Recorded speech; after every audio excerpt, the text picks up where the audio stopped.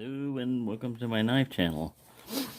Well, I finally got the rest of my order in, and I'm going to go over two things here. This is why I got all these knives lying around. You can't see them, but I got a bunch of different knives because this is the large slip, the medium slip, and the small slip. And I wanted to see what those fit. Now, I was hoping that they would do something like this with a pocket clip on it.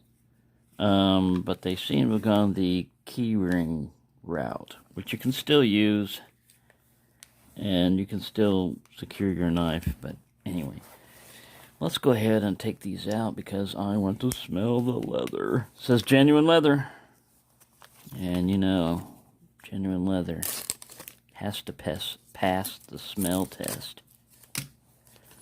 All right, so this is the small slip.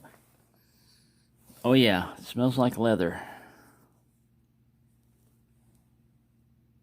Nicely stitched. Single row stitching. Let's see what its size is on the small one.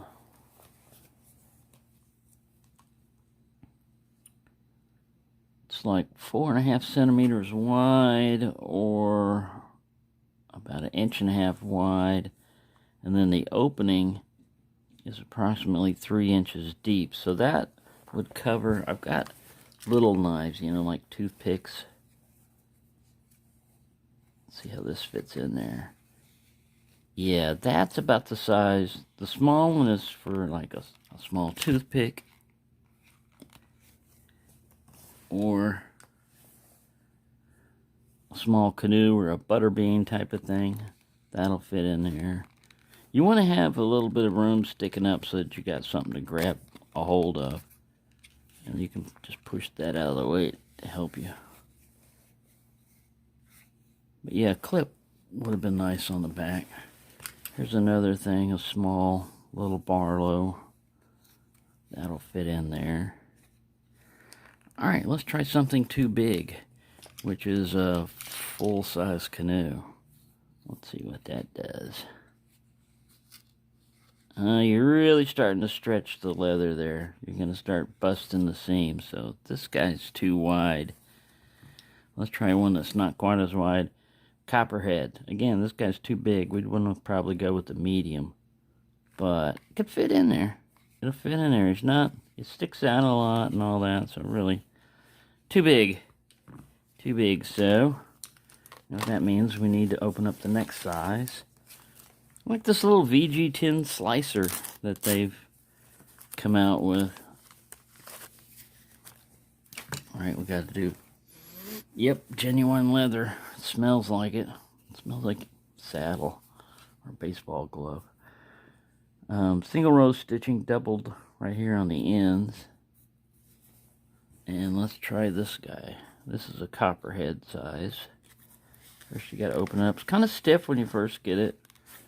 This will smooth out. You can take different kinds of oils and get them to form fit, each individual one.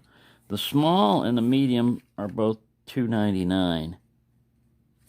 So let's see how long the medium is. 4.5 inches overall, about 3.25 inches to the opening. This is about the right size for most of your knives. The medium. Let's try a canoe. This is a regular size canoe. Yep, fits in there, no problem.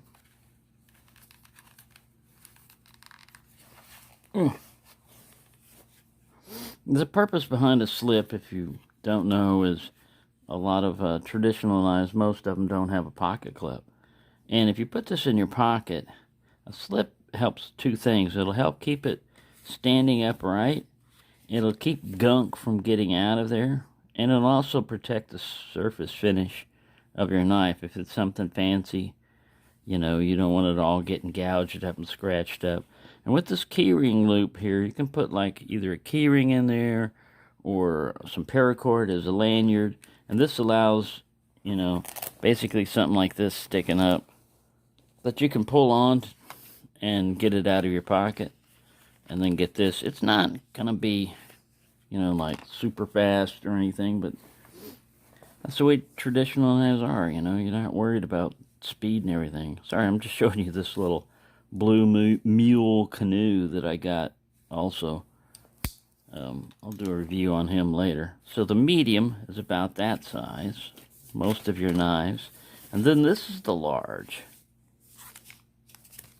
So let's cut this guy open. Slice. See what it says on it. Rough Ryder genuine leather knife slips are designed to be a stylish way to protect and carry your traditional pocket knives. They will gain character the more you use them. Established 1994, 25 years. Alright, so we got a bigger size one here. Oh yeah, it's leather. It's not a super strong leather smell, but you smell it. Alright, let's try this guy and see if he'll fit in there. Oh yeah, perfect. So the large would be for this size of knife. Now this is a jumbo. And they don't have a jumbo yet, so let's see if a jumbo would fit in there. And again, he's stretching the thing, so probably not. Let's try this Hunter. Again, the width of it is going to mess it up. Let's try the Workman knife. This one will probably fit. Yeah, and with this little lanyard, it will work fine. Yeah, you can pull it right out of there. Let's see what a regular canoe would look like. He probably gets buried in there. Yeah, he's going to get buried in there. There's a lot of... You have to shake it out and fight with it and everything. Cotton sampler. Probably a cotton sampler work fine in here. Regular size cotton sampler. Oh, yeah. Like it was made for it. Again, this is where people that bitch and moan about lanyards and everything. Oh, lanyard loop. This is where they come in handy. It gives you something to grab hold of and pull it out without fighting and struggling and cursing your head off. Alright, we got one other thing since we've looked at the different... I like them. Like I said, I wish they would have come with something like this. This gives you the option of putting it in your pocket, although it's going to make it more bulky a little bit, you know, but it would just slide right in there. Like I said, you can still use this on it. These are pretty cool. These come with like the dog bone jack and I think the carnivore jack. There's only a couple of knives where they'll throw this one in there, but they're pretty cool. The stitching could be a little bit stronger, but it's not designed for a super heavy knife. This one, the stitching's alright. The leather's good. Yeah, I like the color. I like everything about it. Alright. Now, the only other thing I've got right here is... I don't know where my other guy went. Is this Rough Ryder Jobo, or Hobo. It's a knife pick and a mini pry tool. Now, the ones that come before... Make sure I don't cut my face off with this. Lose a finger. I've got him hiding around here somewhere. I took it out just for this. Alright, you're never supposed to cut towards yourself. Especially plastic, because this stuff it'll get you. You'll be going along and it'll whee! And then there goes your finger, or your cat, or your bottle of whiskey, whatever you cherished over there. Alright, so we got that out. Let's put this back up. And then I need to find... There he is, he's hiding. When I got this is one of the original pry tools I had. I was mainly getting it for the handle material and to see if a pry tool would work. And this thing's wedged. You know, turns out to be a pretty good little wedgie tool. Well, now they've made this guy, but he's more of a chisel type of shape on there. And then this guy might be your... The theory behind it is you don't break a fingernail and you stick one of these in here and you go up when it opens it for you. This is an improvement over them because the problem with this one was, as nice as it was, it didn't have any hole or anything, so I had to drill this. I was going to drill all the way through, and then I decided, nah, just stab right at the bone. And it works okay. But this is even better because there's a lanyard hole already drilled for it. And you have two different kind of pry shapes. This seems to work better on the pick tool portion of it. You see how it's curved like a nail neck would be? You can get some of these where, wow, man.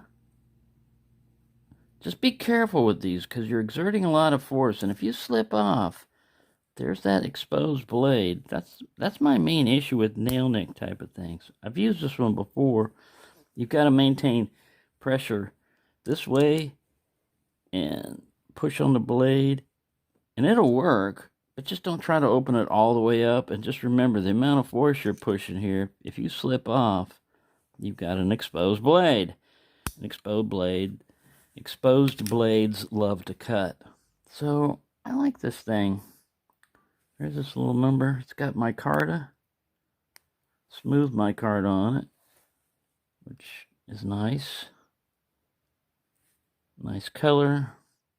Nice little chisel shape. This is what you need.